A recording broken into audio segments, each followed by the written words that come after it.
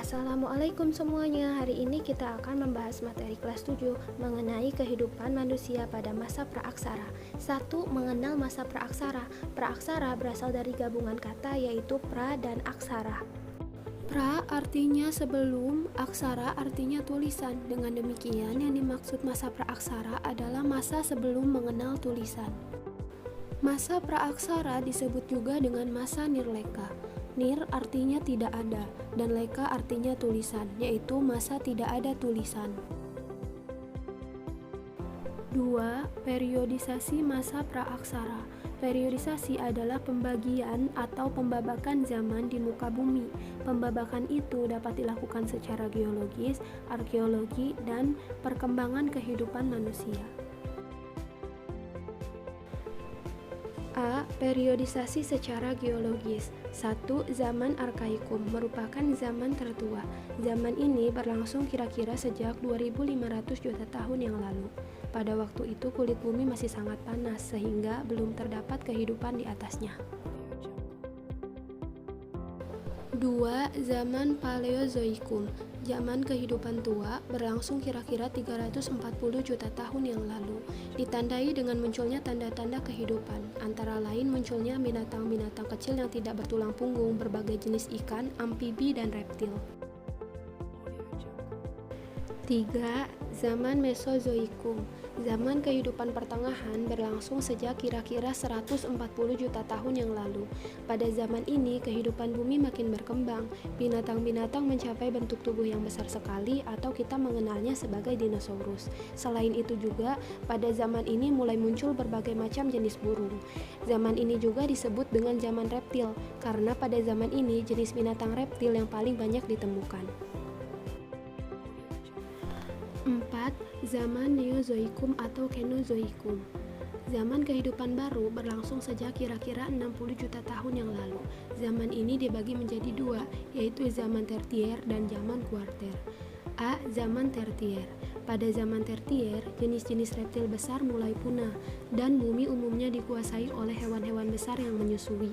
Contohnya adalah jenis gajah purba atau mamutus yang pernah hidup di Amerika Utara dan Eropa Utara. B. Zaman kuartier. Zaman kuartier berlangsung sejak kira-kira 3 juta tahun yang lalu. Zaman ini sangat penting bagi kita karena merupakan awal kehidupan manusia pertama kali di muka bumi. B. Periodisasi secara arkeologis.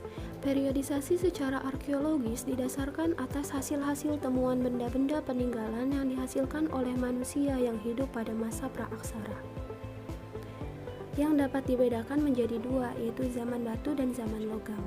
1. Zaman batu adalah zaman ketika sebagian besar perkakas penunjang kehidupan manusia terbuat dari batu.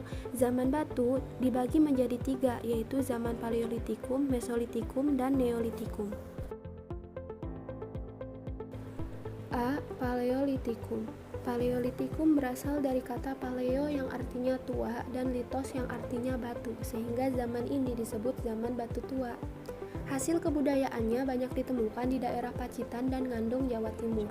Untuk membedakan temuan benda-benda praaksara di kedua tempat tersebut, para arkeolog sepakat menyebutnya sebagai kebudayaan Pacitan dan kebudayaan Ngandong. Zaman batu tua diperkirakan berlangsung kurang lebih 600.000 tahun silam.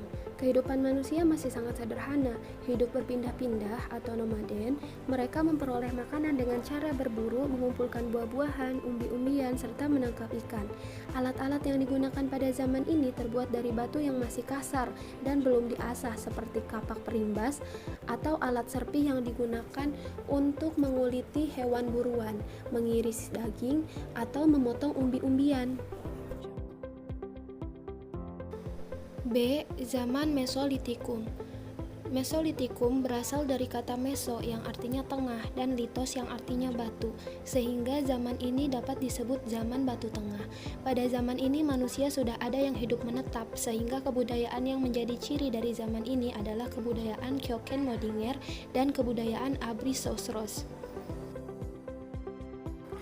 Kjøkkenmådinger adalah istilah yang berasal dari bahasa Denmark, yaitu kjøkken yang artinya dapur dan moding artinya sampah. Jadi kjøkkenmådinger arti sebenarnya adalah sampah dapur.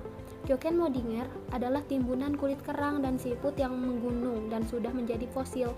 Kjøkkenmådinger ditemukan di sepanjang pantai Sumatera, yakni antara Langsa dan Medan. Dari timbunan itu ditemukan kapak genggam yang ternyata berbeda dengan kapak genggam Paleolitikum. Kapak genggam yang ditemukan tersebut dinamakan dengan pebel atau kapak Sumatera sesuai dengan lokasi penemuannya. Kapak Sumatera ini bentuknya sudah lebih baik dan mulai halus. Selain itu juga ditemukan jenis kapak pendek dan jenis batu pipisan atau batu-batu alat penggiling. Abrisosros. Abris sama dengan tinggal, sos artinya dalam, dan ros artinya gua. Maksudnya adalah gua-gua yang dijadikan tempat tinggal manusia purba yang berfungsi sebagai tempat perlindungan dari cuaca dan binatang buas. Kebudayaan Abrisosros ini banyak ditemukan misalnya di Besuki, Bojonegoro, juga di daerah Sulawesi Selatan. C. Zaman Neolitikum. Neolitikum berasal dari kata neo yang artinya baru dan litos yang artinya batu. Neolitikum berarti zaman batu baru. Pada zaman ini telah terjadi perubahan mendasar pada kehidupan masyarakat praaksara. Mereka mulai hidup menetap dan mampu menghasilkan bahan makanan sendiri melalui kegiatan bercocok tanam. Hasil kebudayaan yang terkenal dari zaman ini adalah kapak persegi dan kapak lonjong. Kapak persegi bentuknya persegi panjang dan ada juga yang berbentuk trapesium. Kapak persegi ada yang berukuran besar dan ada pula yang berukuran kecil. Kapak yang berukuran besar disebut dengan beliung dan fungsinya sebagai cangkul.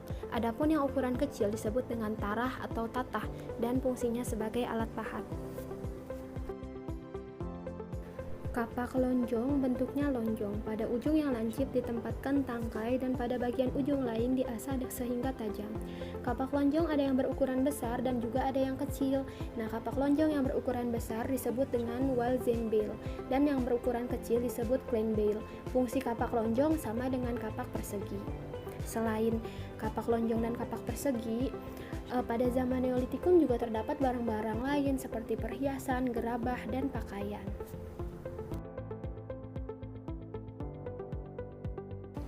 D. Tradisi megalitik. Megalitik berasal dari kata mega yang artinya besar dan litos yang artinya batu. Megalitik berarti batu besar. Jadi yang dimaksud dengan tradisi megalitik yaitu pendirian bangunan dari batu yang berukuran besar.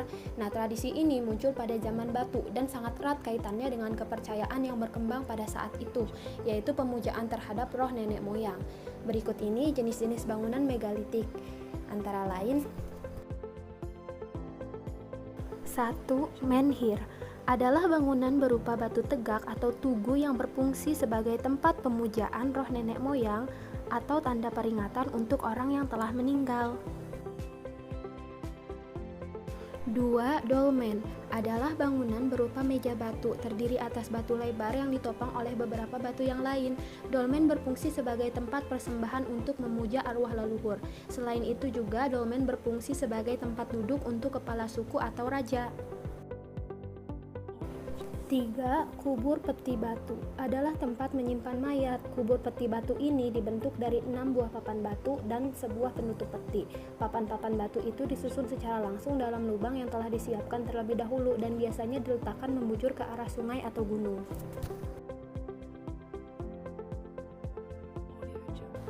4.